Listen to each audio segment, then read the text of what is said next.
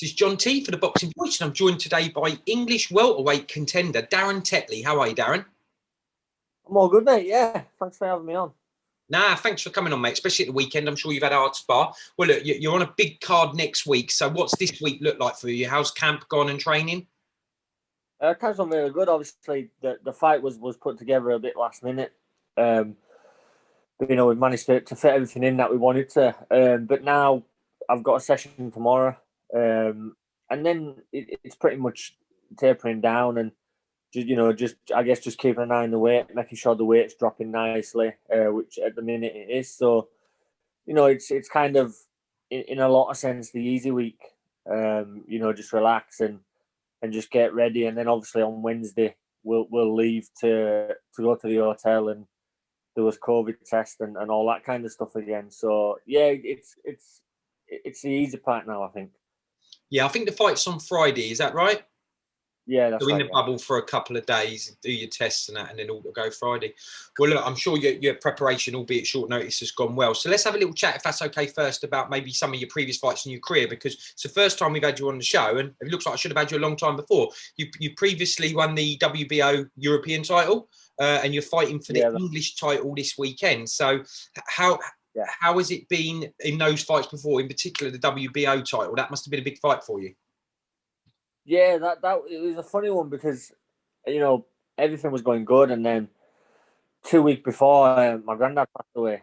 You know, and he was, you know, I was very close to my granddad, and that was a big shock, and I had, you know, family telling me to pull out, and you know, my wife didn't want me to fight, and I was like, no, I'll do it, and you know, my granddad bought a ticket, so we ended up leaving his seat free, so he, and I remember he wanted to be buried on Friday, and I remember I think it was 2 weeks, 3 weeks before he passed away, and as Friday were coming, I was thinking, I just know the funeral was going to fall on the day of the weigh-in, and the days was going, the weeks was going, and they said, yeah, the funeral ended up falling on the day of the weigh-in.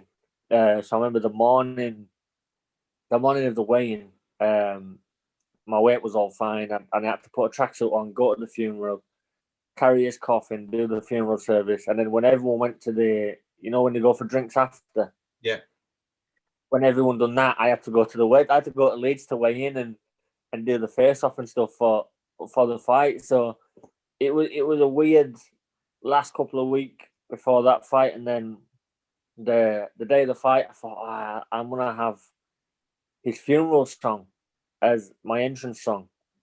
For some reason, I thought that'd be a good idea, and literally as I'm climbing into the ring, I had a hood up, and I looked down and I was crying. I bet, I thought, oh God, what a bad idea this was. You know, and I managed to hold the grief in throughout the 2-3 weeks, and I don't think I ever cried, if at all. You know, and I just managed to hold it in, and then after the fight, after I won the fight by stoppage, and you know, it kind of all come out then, and you know, that was definitely the most emotional fight I've had. What a story, mate. I didn't know that, clearly, and the fact that you even had the fight, especially the funeral on the weigh-in day, that must have been just so hectic. You missed the wake, you made the weight, and then got the stoppage the following day. And nice touch that you left the seat empty. And I'm sure for those that believe that, he was watching down on you, mate, when you won that. Says wicked.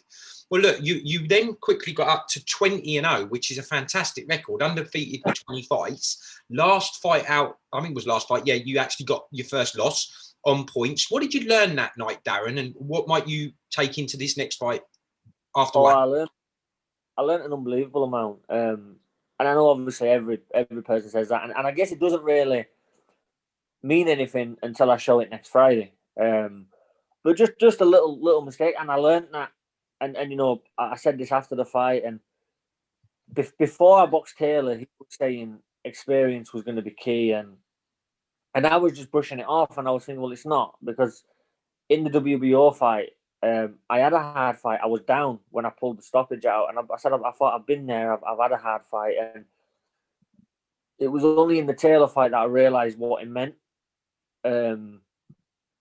with a Cartwright fight, the rounds wasn't really close. There wasn't them back and forth, really hard fought rounds. He won most of the first part, and I started coming back in the second. And whereas the Taylor fight, every single round was nip and tuck, and I guess hard to score. Even with the knockdowns, one of the rounds I was winning around, and 2.5 minutes in, I got knocked down. So I've been in them situations now, and I know what it's like to have a fight where every single round is close, and Taylor just used that experience just to maybe nick a few rounds, and I'd throw brilliant shots, and then I'd just stand there, and then he'd come firing back. So he was nicking the rounds in that sense, and I think it was.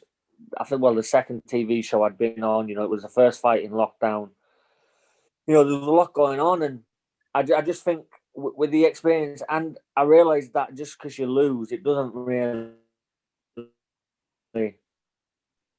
losing you a bit. It doesn't really mean anything, and I seen an interview, and it was actually with Dustin Poirier from UFC, and he said how MMA handle a loss and how boxing handle a loss are two different things, and they are. You lose 2 fights as a pro, you're a journeyman, you're shit, you're no good. You should call it a day. You lose 2 fights in the UFC, and no one really cares. And I think that's the key thing, is that fear and that unknowing of losing. I hadn't lost for 10 years before the Taylor fight.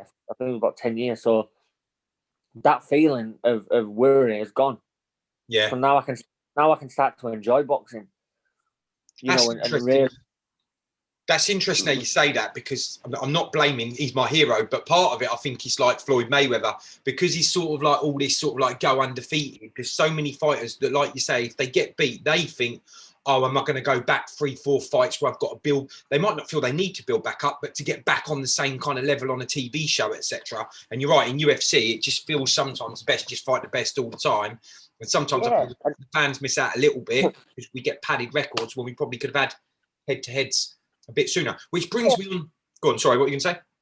No, that's exactly right. And it's like, obviously Mayweather obviously was a master at what he done. But you look at Lomachenko now, and when people mention the best lightweights, he's never mentioned. It just shows, like, I don't know what the word is, but boxing, like, fickle. You look at what he's done, and now when people mention the best lightweights, his name's never there. But before the Lopez fight, he was the man. Do you know what? I have to agree with you, Darren. I do a hell of a lot of interviews. Sometimes we do like 10 a week, whatever. And quite often that division gets talked about, because it is, in my opinion, it's the glamour division at the moment. And I always say there's 5 fighters out there, but the 4 seem to come up the other 4. And yes, I think that while we're on it, Lomachenko did lose that last fight, and Lopez, credit to him, was amazing. I'm not sure if they had a rematch, whether it'd go the same way. I'm not sure it wouldn't, but people just, he's lost now, so he can't be that good. Whereas actually maybe Teofimo is just that amazing, and Lomachenko's nearly as good, Cool. Yeah, and the skill level that Lomachenko's got, nobody's got that skill level. Nobody. I mean, you can be effective in fights. Lopez was very effective at what he done. But look at Lopez's skill and Lomachenko's skill. I still believe Lomachenko is the more skillful fighter. But Lopez was just effective in how he boxed, and it's just crazy how you can lose and you shouldn't get off. I mean, if a boxer wanted to, I could get to 50-0. Just fight Jerry on my career on ticket deals, And I lost to Taylor, and when I went back to the gym, I just says to my trainer, I just says, I'll fight anyone. Yeah. I don't care where it is. Just put me in, because I could easily build my record back up. It wouldn't be hard. But what's the point? Well, I think that's where you're at now. So that brings me on to the next question, which, what do we know about your opponent? So I've done my research. You're 20-1 with the 1 solitary defeat, but 20 wins. That is a great return. And it's your opponent's got 12-1. So it feels like it's very, very 50-50 fight on paper. The next question I'd probably ask is, what do you know about him? But also, do you think he's got the experience? So not only has he had a few less fights, he's not used to fighting on the big shows. And you fought, I think, on 6 Josh Warrington fights, and it's not just Josh. There's been some big names on them cards. I think Tony Bellew's been on some, Dillian White's been on some, and that surely will give you that experience that you might need come Friday night. Yeah, I'm not one of them fighters that watch a lot, to be honest. You know, I watch bits, and you know, and then my trainer watched all his fights, and he's very athletic. You know, I think he's 5'8", but I believe he's gonna have really long. I think he's gonna have long arms. What you see, it looks like he has quite a good reach, and you know, he's gonna be. I think he's gonna be pretty heavy-handed. And I can't really take much off watching him, because I remember when I watched Liam Taylor, I remember watching him thinking, I'll take over, I'll win this fight. And he can't, you know, he doesn't really look like he's a puncher, and then he hit me and he could punch. So you can't really take much, but I believe it's going to be very awkward. But I believe experience is going to be a massive thing. The big shows, the big fights, the TV fights. Bearing in mind, I've already had one fight in lockdown, so I know what to expect. I'm not going into next week not knowing. I'm going exactly. I know what's coming. I know what it's like. I know what I can and can't do, and that's going to be a key factor. But I just believe on the better fighter, you know. And I think to the eye, if someone watched me on YouTube and watched him on YouTube, they'd probably say he looks better than me, because you know his hands are down, he's relaxed, you know, and that's all well and good when you've been allowed to do that. If you're an opponent that's just standing in front of you, letting you tee off on them, you look $1 million, and I'm not going to allow him that time and thing to be flashy. You know, he'll come out, he'll probably have his left hand down, and then you know when he realizes he's getting caught more and more, I believe then it turns into my fight, and you know bear in mind, I mean I can look at what I've done as an amateur and know that I can box. You know, and I think I forget that sometimes. Sometimes with a Taylor fight, I was holding my feet as if I punch like Golovkin. I wish I could, but that's not me. But I think my amateur background speaks for itself. That you know I can box, and 100% the experience is on my side, and he'll probably say that's not going to make a difference. And I think it's funny when you hear some fighters, and especially with lockdown, every fighter says the same. It won't affect me. I'm not bothered. I can't wait. It's a generic answer, I think, for a lot of boxers. You know, but I know what's coming. I know what to expect, and I believe every bit of work we've done this last four weeks for this specific fight, but we was in the gym a bit before. I just think it's going to work, and I think it's going to work to a T, and I'm going to have a standout performance next week. Well, I'm really looking forward to it as a fan. I tell you, I mean, the whole card to me looks like 50-50 fights. MTK put on a really good one. So I think I've got booked in tomorrow your opponent as well. So it'll be interesting to see what he's got to say. We'll have both of you on the site, which is always good, week of the fight. Should you come through, because this is a good standard at English level. We've recently had on Chris Jenkins and Echo Osserman. Chris Jenkins, obviously the British champion from Wales, good lad as well. They're due to fight each other because that's been mandated. Would that be a fight that, I'm not saying you're going to overlook your opponent, but would that be a fight that you would look to next at British title? It won't happen. Won't happen. And if you go back to an IFL interview I done before the Taylor fight, I even said the day before the fight, I said, the winner will not fight for the British title. The winner will not be made, because of how boxing works. It doesn't work like that. And I knew straight away. And moving on, look at Taylor now. You know he isn't fighting for it. For me, obviously, I need to win this English. You know, at the minute, that's all I'm bothered about. But you know, going back to what I said before, I'll just fight anyone. Fair enough. Whether that's another 50-50 fight to defend the English, or whether that's moving on, or you know, whatever it is, then that's what I'm going to do. But I think the English has actually got a mandatory after. Right. I think Casey Benjamin won a final eliminator, so I think he's been told he'll fight the winner. So that you know could be what happens. But I'm trying to fight anyone. I will not turn a fight down. I accepted this before we even had an opponent. Yeah, fair play. Oh, to be fair, all you can really do is keep beating everyone like you have, as I said, avenge, get that last loss got rid of and people start looking at you again and go, look, because you can't really have too many more fights when people start going, why has he got that many? Someone's got to fight you. Right, well, look, thanks for talking about you. Before I let you go, there are a couple of other fights I wouldn't mind talking about if you don't mind. Obviously, someone who I'm assuming you're quite close with because you're a Yorkshire lad and you've been on his card 6 times, as I've mentioned. We got Josh Warrington out tonight. I take it you think he's going to win that? Yeah, 100%. I don't know much about the opponent, but I've seen quotes and stuff that apparently he's very heavy-handed. Yeah. But I think you need to be more than heavy-handed to beat Josh. Tony Bellew was doing a thing. I seen it on Instagram, and it said he's a very hard fighter to beat. You can't outbox him because he just doesn't give you the time to outbox him. You can't outfight him because he'll stand and swing it out and keep going for 12 rounds. So he's going to be a very hard fighter to beat, and I think Josh will make a statement, and then it's more interesting where what route he's going to go down next.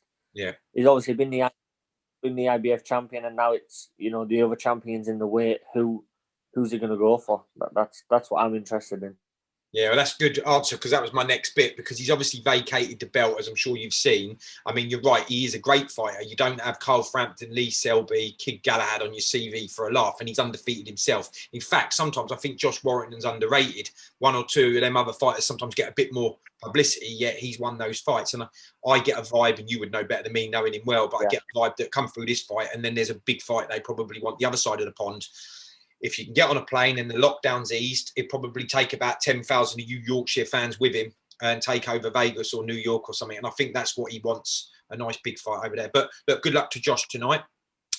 Back to your division, the welterweight division. There's a couple of fights due as well. So next week we've got Josh Kelly against David Venetian. I always try to get that right. That looks like a right 50-50 on paper. Who have you got winning that? I've sparred Venetian. I've not sparred Kelly. I obviously know him from the amateurs and seen what he's done as a pro, but I do believe Venetian wins. I do.